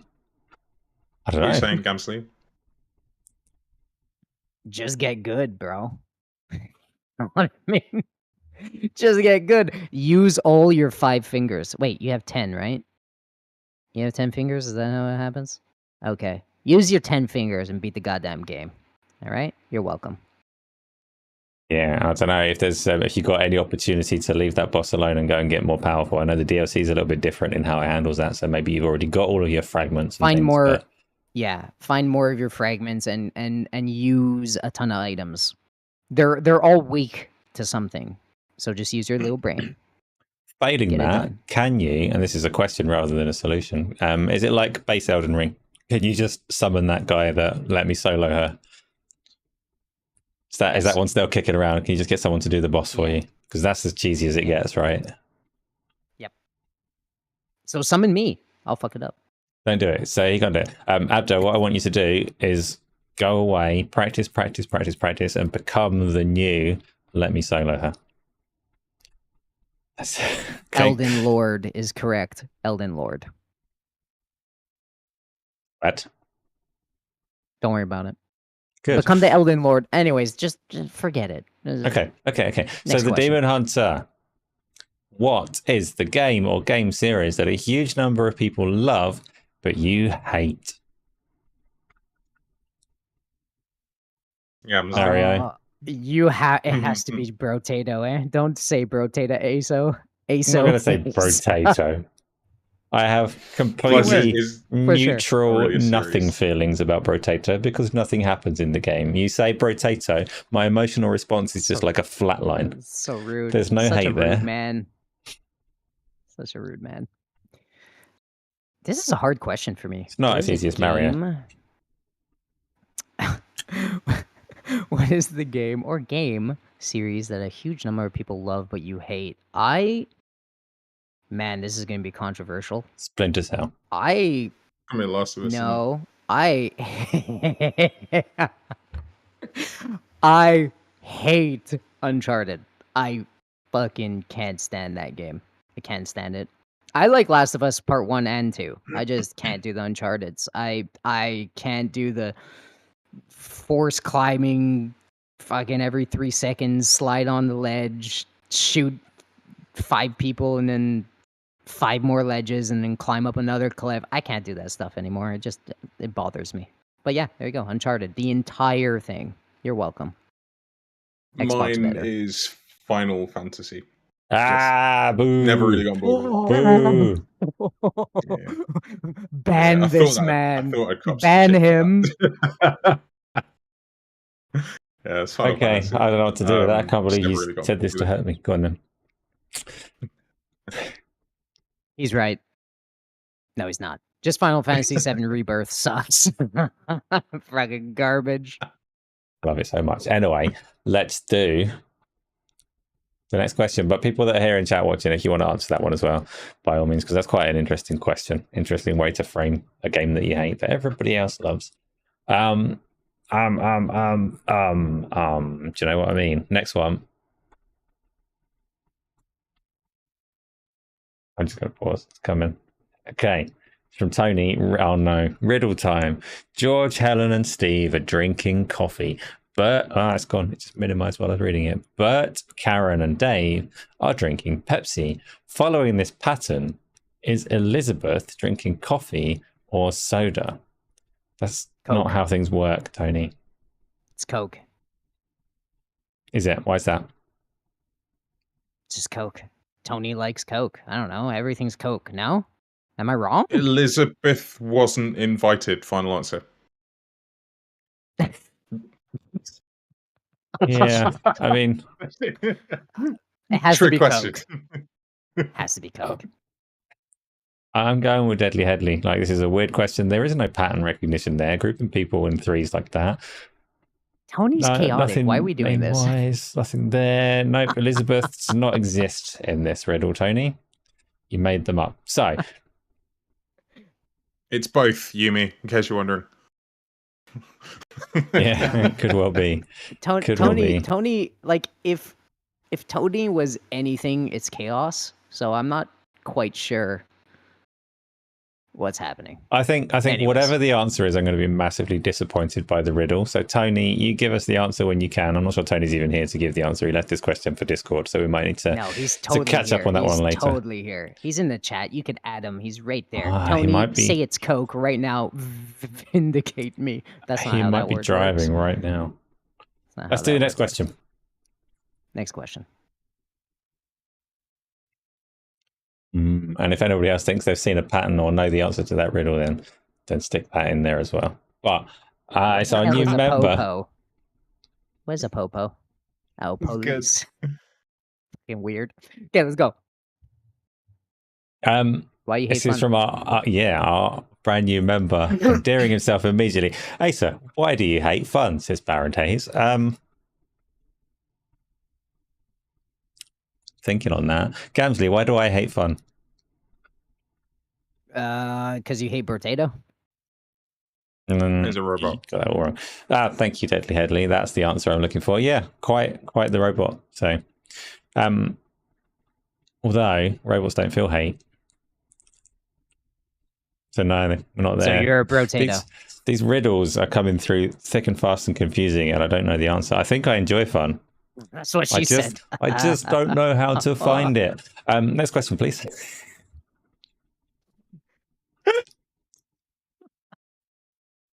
We're grown men. So- I don't know what's wrong with me, honestly. I don't know. Speak for yourself, bro. Yeah. You were laughing. You were I'm a big dying. fucking I man saw child, you. and I'm not even sorry. Oh no, I Okay, just got the answer. She we've googled it, got so it's a real Tom- riddle. We've got Tony's riddle again. Uh, So it's this is a gone. real thing. Okay. Apparently, it's a real thing. You can Google it. You can find an answer. Elizabeth's drinking coffee. The letter E appears twice in her name. See, that's what I was going. Like, is there something in the names that links those? But that's bullshit. That's rubbish. Not having that, Tony. You can get the fuck out with that riddle. Sorry. Yes, poor Forden, Tony. Sorry, mate. Yeah. So he was on the phone. Fair enough. We're done. That was all the questions. We got through them. So on this week of light Xbox news, we have run for 2 hours, which means it is a good time to wrap up anyway. So thank you everyone for coming through, for putting questions in. Not thank you for the riddles, because, you know, this podcast is for questions, and I hated that riddle, Tony. I hated it very much. Gamzly, tell people where they can find you and what you're up to. Every single day on the Gaming Arcadia Discord channel. Like, that would be fun. That's fun. I'm playing games there. Everybody's playing games there. They get into the little voice chats and do their thing. It's fun. Come hang out. Also, hit the like button. If you like this, we love having fun, and if you're having fun, hit the like button. Yeah. Come here come here. Oh my god. That's the worst outro entrance ever. You can find me right here on the Gaming Arcadia YouTube channel for the Xbox Series podcast every Thursday, Eastern Time, 3 p.m. My god, I said that backwards. Anyways, you know how to do math. Come do that. Yeah, And come here also, and do math. if you- Absolutely. Good outro, guys. This is going very smoothly. I'm tired. I'm dying. I'm disintegrating right in front of you all. For the rest of the news and to see where I pop up next, find me on X at Gamzly TKD. That's it. Oh my god, I'm not saying Yes. another goddamn word. Not That is another word. Good enough. It's close enough. I think people got the gist of it, which is more than enough. Deadly Headley. Tell people where they can find you, what you're up to. So thank you everybody, as always, for coming up and watching the live show. Anyone who's watching the video on demand and all that sort of stuff, we really appreciate it. Please make sure you share the show out if you enjoy it, and hit that like button if you're still here listening to us as well. We really appreciate that, because it helps the channel grow and helps the show get more discoverability and all that sort of algorithm-y stuff.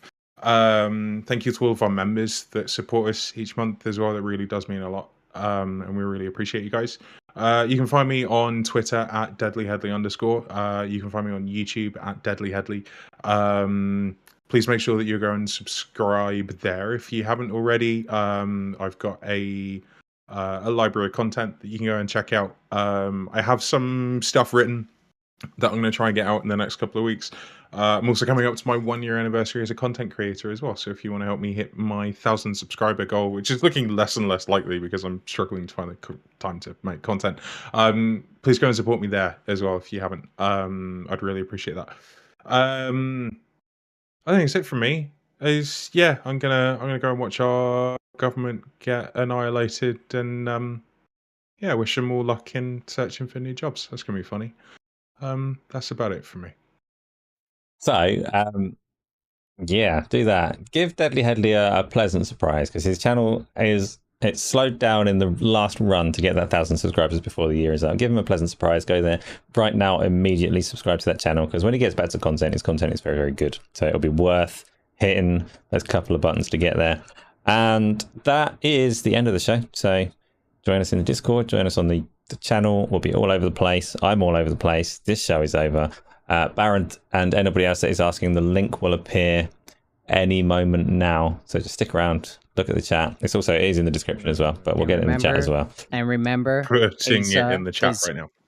Asa is all over the place. Just remember that. Just remember. Yes, Gamzly, it's 3 p.m. Eastern, and you can come here and do maths. Absolutely. See you next time, everybody.